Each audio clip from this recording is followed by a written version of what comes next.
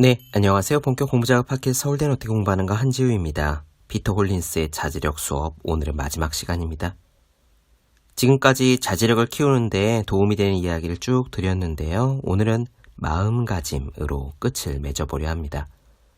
어디서나 늘 강조되는 긍정적인 마인드예요. 긍정적인 마인드의 상징 같은 이야기로는 물이 절반 든 컵을 들 수가 있겠죠. 물이 절반밖에 없네. 혹은 물이 절반이나 차 있네. 그런데 왜 물이 절반이나 차 있다고 긍정적인 관점에서 바라보는 사람이 더 노력을 많이 할까요? 간단합니다. 예를 들어 지금 중국어 회화학원에 처음 등록을 한다고 한번 생각해 보세요.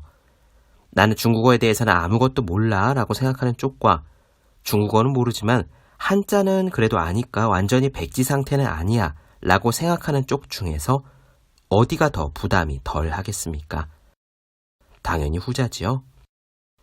회사에서 새로운 부서의 발령을 받았을 때도 나는 그 일은 전혀 몰라 라고 생각하는 쪽과 그 일은 모르지만 지금까지 해온 일에서 노하우가 있으니까 뭔가 배경 지식을 활용할 기회가 있을 거야 라고 생각하는 쪽 중에서 후자가 더 의욕이 납니다.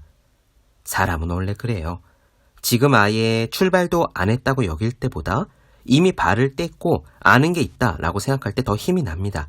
시작이 반이다 라는 속담처럼 말이죠. 오늘 이야기는 긍정적인 마인드가 왜 자제력을 발휘해서 지속적으로 노력하는 데 도움을 주는지 그 내용을 들려드리겠습니다. 중요한 것은요. 이 긍정적인 마인드가 말 그대로 마음먹기 달렸다는 점입니다. 원래 성향이 좀 부정적인 사람도 있고 원래 좀 긍정적인 사람도 있습니다. 뚱뚱하고 마른 사람이 있는 것처럼요.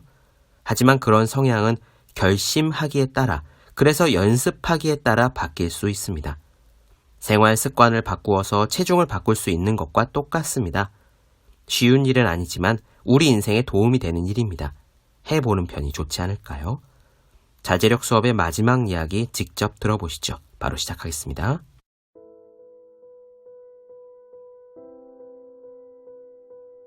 자제력을 더 잘 단련할 수 있도록 사고하는 방법 중에 하나는 부여된 진행 효과를 활용하는 것이다.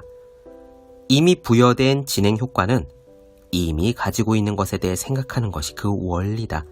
예를 들면 코인이나 포인트를 얻는 비디오 게임을 할 때 게임 초반에는 포인트를 비교적 얻기 쉬운 데다가 잔뜩 모을 수 있으니까 그 게임에 우리가 몰두하게 된다. 일반적으로 사람은 0에서 시작하는 것보다 완성에 가까운 방식을 잘 알고 있을 때 무언가를 얻고자 더 열심히 한다. 따라서 목표를 향해 어떤 인위적인 발전이 주어진다면 목표를 달성하기 위해 남은 일들을 해낼 가능성이 역시 커진다. 조지프 누네스와 하비어 드레제가 세차 업체의 쿠폰 제도를 활용해서 이 이론을 확실히 증명해 보였다. 그들은 두 가지 종류의 쿠폰을 준비했다. 하나는 8번 세차를 하면 한 번이 공짜인 쿠폰이고 다른 하나는 10번 세차를 하면 한 번이 공짜지만 이미 도장이 2개 찍혀있는 쿠폰이었다. 고객들은 어떤 쿠폰을 받든지 공짜 세차 서비스를 받으려면 8번 세차를 해야 한다는 게 똑같았다. 그런데 결과에서는 엄청난 차이가 났다. 카드를 주고 9달이 지난 뒤에 도장이 2개 찍힌 쿠폰을 받은 사람의 34%가 무료 세차의 혜택에 도달했지만 그렇지 않은 카드를 받은 쪽은 불과 19%였다. 이미 목표를 향해 한 걸음 나섰다고 생각한다면 그 목표를 이루고자 노력을 게을리하지 않을 가능성이 더 크다. 그 이후로도 자신의 발전 정도를 눈에 보이도록 수치화해서 시작점인 0보다 많이 나아가 있다는 것을 깨달아야 한다. 어떤 방식으로든 목표를 성취하기 위해 투자를 했다면 이미 투자한 시간과 노력, 자원을 낭비하지 않도록 고민해 볼 수 있을 것이다. 이런 부여된 진행 효과와 비슷한 개념으로 목표 근접성이라는 게 있다. 목표 근접성이란 목표에 다가갈수록 도달하고자 하는 노력을 더 많이 들인다는 뜻이다.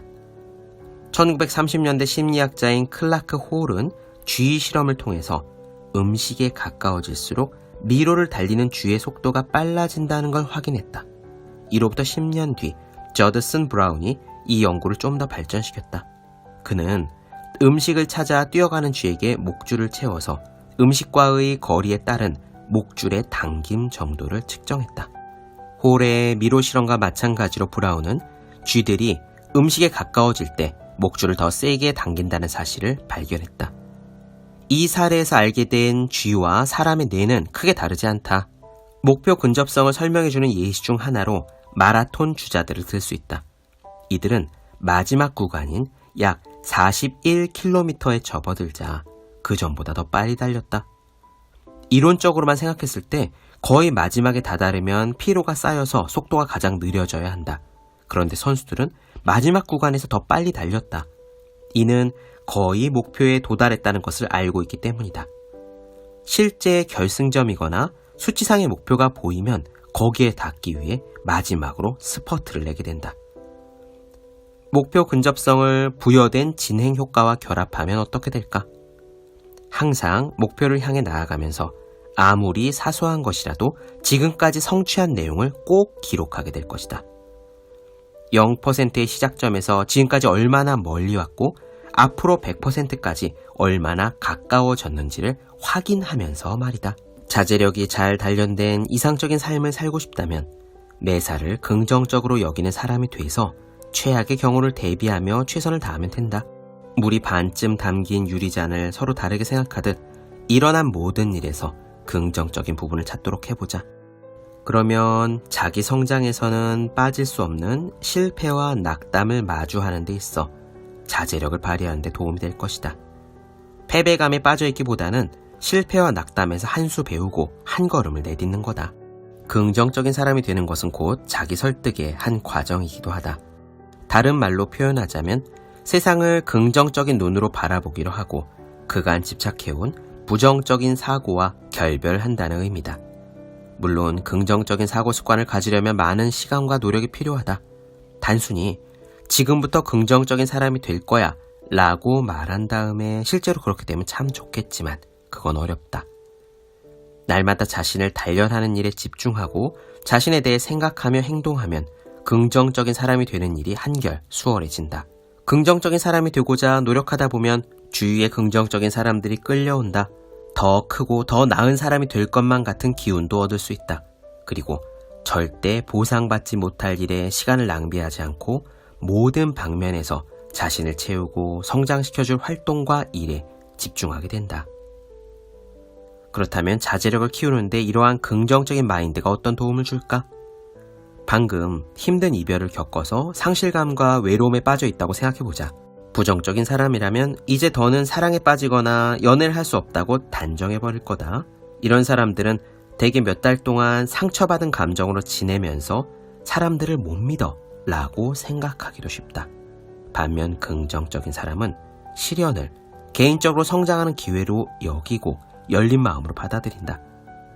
부정적인 사람이 시련을 극복하는데 몇 달 또는 몇 년이나 시간이 걸리는 반면 긍정적인 사람은 이별 과정을 잘 파악하고 지난 사랑으로부터 교훈을 얻어서 여전히 생산적인 삶을 유지한다. 우리 모두가 힘든 시간을 겪는다. 그런데 힘든 시기에 마음먹었던 긍정적인 태도가 자제력과 생산성을 유지하는 데 도움을 준다. 긍정적인 마음가짐이 없다면 꿈과 목표를 잃고 방황하게 될 것이다.